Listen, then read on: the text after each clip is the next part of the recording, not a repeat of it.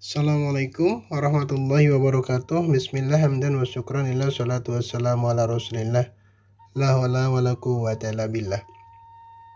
Sahabat sejati yang Allah muliakan, saya ingin bercerita tentang pergulatan yang sering ditemukan pada orang-orang yang pertama kali ingin berspiritual, ingin menjalani perjalanan rohani, perjalanan batin yang tujuannya tentu mendapatkan ketenangan, kenyamanan, dan tujuan-tujuan dalam hidupnya.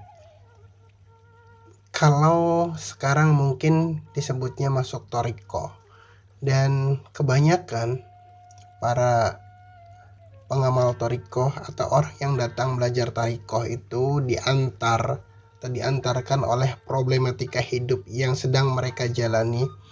Orang baru mau belajar zikir itu ketika ekonominya dalam keadaan sulit.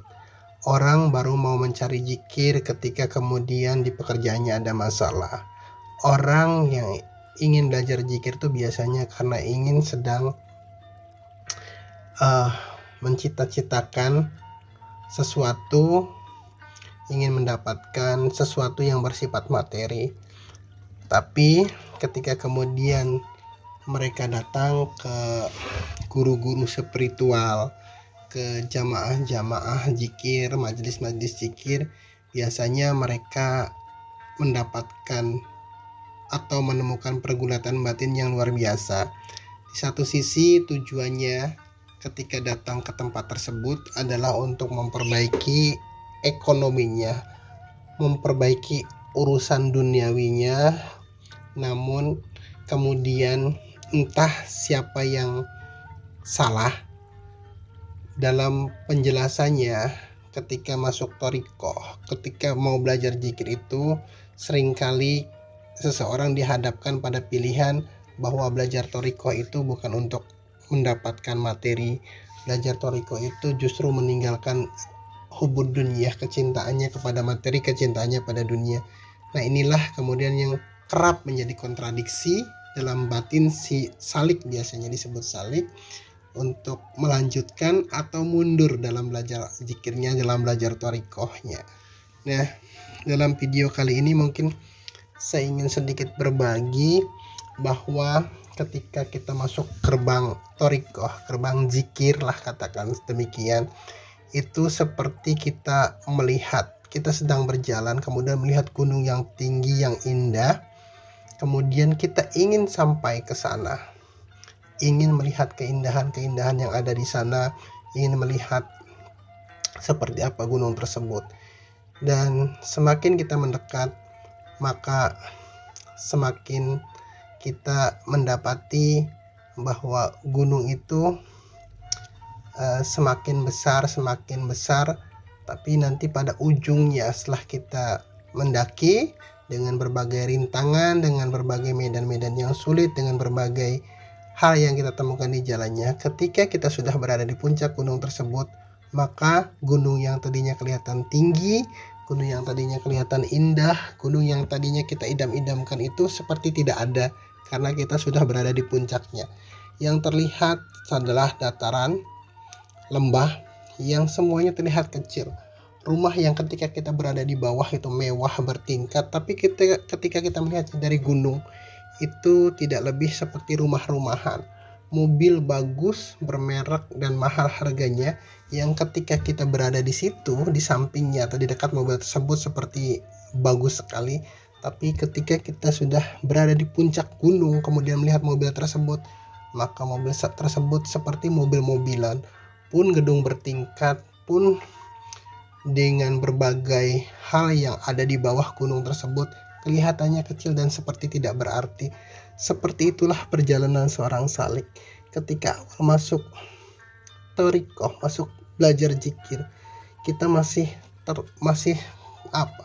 terobsesi untuk mendapatkan dunia, mendapatkan materi, mendapatkan hal-hal yang kita anggap menjadi sebuah keharusan bagi kita, menjadi sebuah kebutuhan yang harus kita dapatkan untuk kemudian kita asumsikan dengan memiliki seluruh dunia itu, memiliki banyak materi, memiliki banyak harta itu adalah sumber utama kebahagiaan kita, itu sama halnya seperti kita ingin menaiki gunung yang kelihatan sangat indah dan sangat menarik. Tapi begitu kita sampai puncak gunung, begitu kita sudah di atasnya, maka apa yang tadi terlihat indah itu ya terlihat akan seperti biasa-biasa saja, atau bahkan terlihat menjadi lebih kecil. Seperti itu, semakin kita belajar zikir, semakin kita belajar rohani, semakin kita berspiritual, kemudian kita terus melangkah menapaki undakan-undakan yang ada di setiap tingkatan thariqah, ternyata amalahnya zikir itu, sehingga kita sampai pada tempat yang lebih tinggi dari yang sekarang, maka kita akan memandang dunia itu ya biasa-biasa saja. Dunia itu memang ada, memang wujud, memang nyata, tapi cara pandang kita yang akan berbeda. Ketika kita masih di bawah, dunia itu mewah, dunia itu megah, rumah itu hebat, bagus, mobil itu juga mahal. Tapi kemudian ketika kita sudah melewati berbagai fase dalam pelajaran zikir kita tetap butuh mobil, tapi kita menempatkannya di garasi, bukan di hati kita.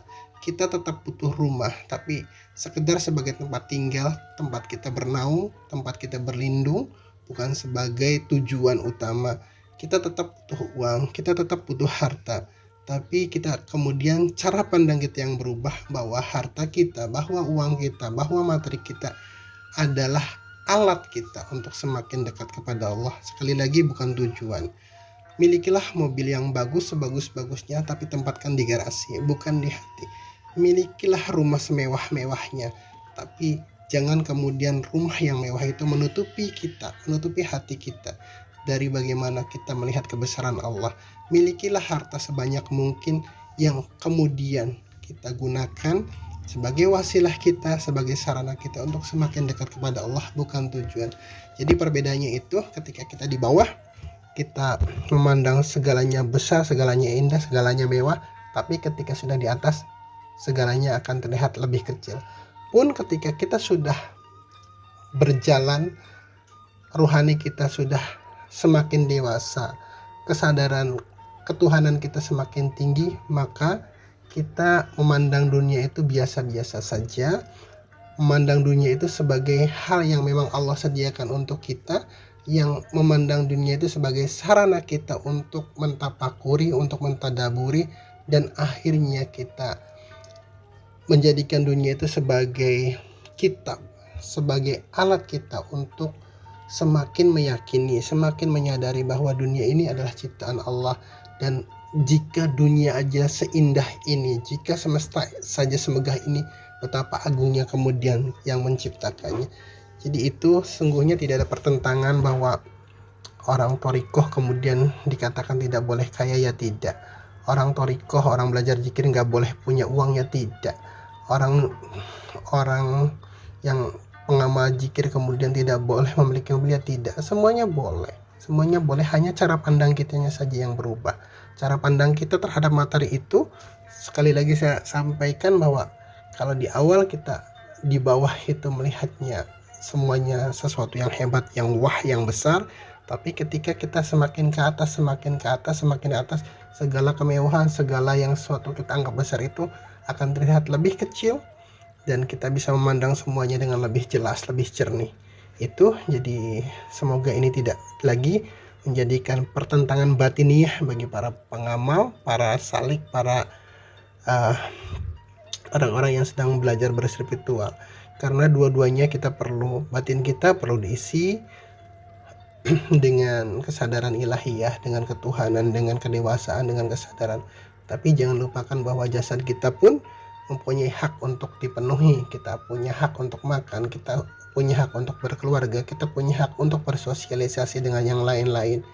Jadi keseimbangan itulah yang harus kita pertahankan, yang harus kita kedepankan, agar kemudian tidak lagi terjadi pertentangan. Apakah zikir kita kemudian menghambat kita untuk jadi kaya? Tidak, sama sekali. Justru zikir akan menjadikan orang kaya semakin dermawan. Justru zikir akan menjadikan orang pintar semakin pintar. Justru dengan zikir akan menjadikan orang yang alim akan menjadi arif dan lain sebagainya. Jadi teruslah belajar zikir, teruslah perbaiki kesadaran kita, keilahian kita, dan jangan lupakan juga bagian kita di dunia ini. Billahi taufiq wal hidayah. Assalamualaikum warahmatullahi wabarakatuh.